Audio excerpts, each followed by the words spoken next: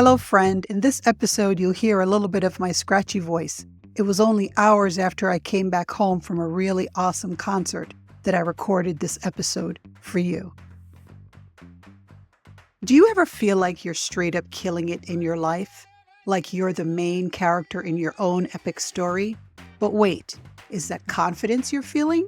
Or are you accidentally causing some serious chaos in your life?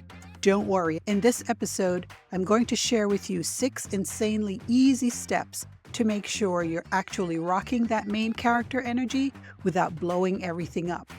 So what's even main character energy anyway? Is it that boost we all need to crush it? Or is it just a one-way ticket to a drama-filled train wreck? And get this, one of these 6 tips is so simple, you'll be a pro after just one try. You don't want to miss it, so stick around until the end. So let's kick it off with 3 stories. Story number 1, the breakup walk. So picture this. Last year I went through a breakup. Cue the sad music. Classic heartbreak moment, right? So what do?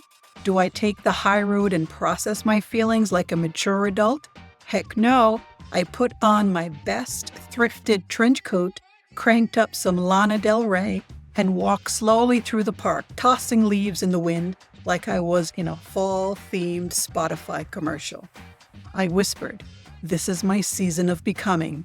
And let's be honest, I was feeling like a total cinematic icon.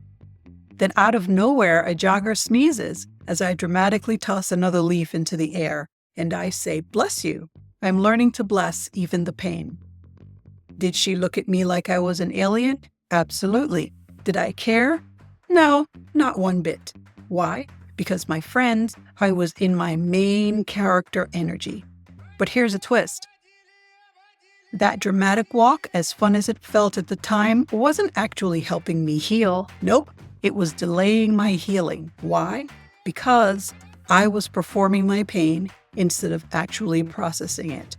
Turns out, when we get stuck in the performance of being the main character, we avoid doing the real emotional work. And guess what? Psychologists say that can actually stall your emotional recovery.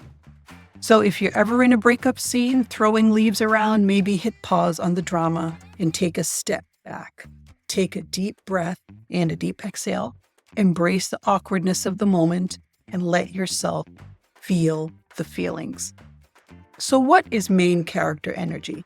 Let's break it down. Main character energy, or MCE, is when you see yourself as the central figure in your life story. It's that confidence, that superpower feeling when you just know you've got the lead role in this movie called life. But when you crank that up too high, oh boy, it can turn into delusion, narcissism, or worse, avoiding your real problems. Red flag. Signs of toxic MCE. You know, when it's more chaos than confidence. Number 1, ignoring other people's feelings because you think your storyline is the most important. Sacrificing real growth just for the aesthetics of the moment. Hello, Instagram filter. At family gatherings, it might look like dominating every conversation, always playing the victim, even if you're clearly in the wrong, and refusing to compromise because this isn't how your story ends. Been there, same. But don't worry, we're fixing it, I promise. Let's talk about how we do this in our real lives. Have you ever found yourself turning something small into an emotional scene just for the drama? Maybe it's a fight with a friend or a really awkward social situation. You're like, no one understands my pain, and suddenly it's a movie trailer. You're not alone. The trick is realizing when you're acting and not living. It's easy to slip into main character energy when life feels unpredictable, but the key is keeping things real. Story number 2, the birthday bash blow up. Let's talk about a friend of mine. Let's call her Jenna. Totally not her real name, but she said I could tell this story, so I'm rolling with it. Jenna had this big birthday party planned. And when I say planned, I mean full Bridgerton vibe. Corsets, lace gloves, string quartets, the whole shebang. But here's the thing. Her little brother showed up in cargo shorts and a hoodie. And what did Jenna do? She refused to let him in. Her reasoning? He's ruining the vibe. So guess what? Her entire family left. The photos? Stunning. The emotional wreckage? Real. The moral of the story? Main character energy is great until it turns into main character ego. And trust me, no one wants to be around someone who's all about the optics and not about the connection. Now imagine this. You're having the time of your life at a party, but someone else's vibe is making you feel like you're stepping on stage instead of connecting with people. Story number 3. The grocery store revelation. Now, this one is spicy.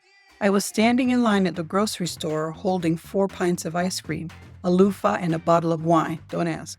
The cashier looks at me, I look at her, and then I say, "It's been a day." She laughs and said, "Girl, same." And just like that, in that moment it hit me, I am not the only main character in this episode. And you know what? That moment was more powerful than any dramatic monologue I could have given.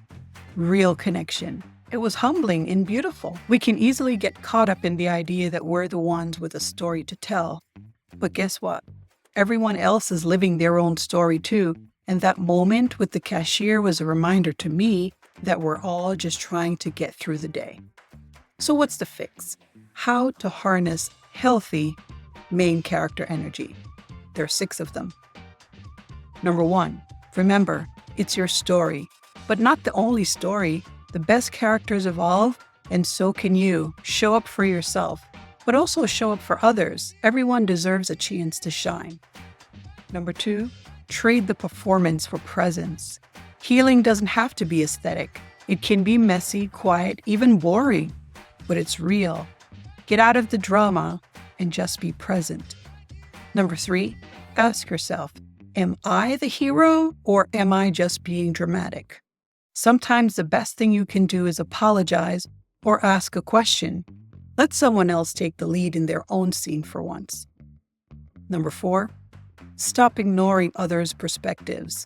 Your storyline isn't the only one that matters. Be open to hearing other people's stories. This helps you grow and connect. Number 5, don't turn every inconvenience into a plot twist. Not everything is a cliffhanger moment. Sometimes things just happen, and you don't need a dramatic soundtrack behind it. And number 6, let go of the script. Life doesn't follow a script, so don't be afraid to improvise. The best moments often happen when you let go of control and embrace the realness.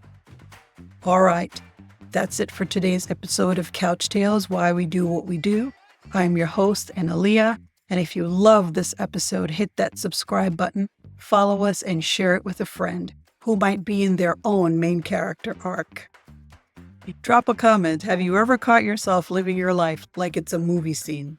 So until next time, friend, stay curious, stay kind, and maybe, just maybe, let someone else take the lead for a change. And click on my channel for more episodes.